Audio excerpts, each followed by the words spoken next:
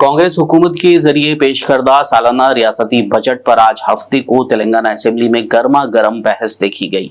BRS के रुकन assembly Harish Rao ने रियासती असेंबली में वजीर फाइनेंस मल्लू भट्टी विक्रमार्का की जानिब से पेश करदा बजट को झूठ का पुलिंदा और गैर हकीकत पसंद करार दिया। उन्होंने तनकीद करते हुए कहा कि बजट में गुज़िश्ता 10 सालों के दौरान बीआरएस हुकूमत के कारनामों का सेहरा नहीं दिया गया।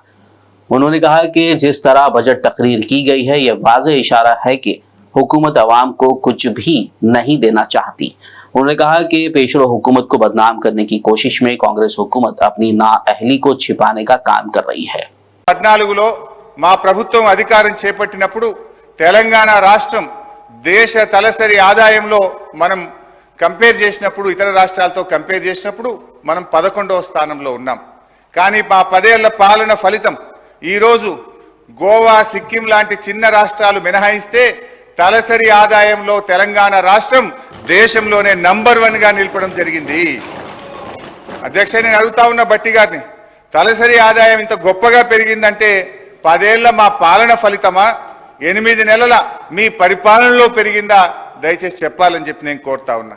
ఒకసారి గుండె మీద చేసుకొని చెప్పండి ఎవరి పరిపాలనలో ఈ రోజు దేశంలో తలసరి ఆదాయంలో ఈ రాష్ట్రం మొదటి స్థానంలో నిలబడ్డది।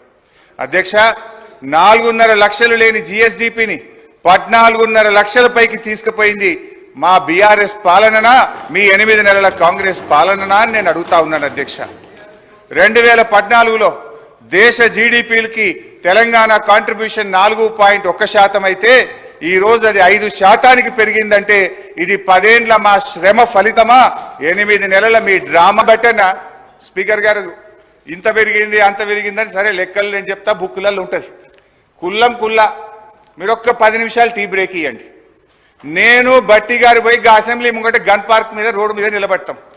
రోడ్డు మీద పోయే 10 మందిని బీఆర్ఎస్ పాలనలో కరెంటు మంచిగుందా కాంగ్రెస్ వచ్చిన 8 నెలల కరెంటు మంచిగుందా అని అడుగుదాం। కుల్లం కుల్లా జనం చెప్తారు కదా అధ్యక్ష, మాది బాగలేదు పురోభివృద్ధి సాధించలేదని మాటలు చెప్తే అయిపోతుంది అధ్యక్ష।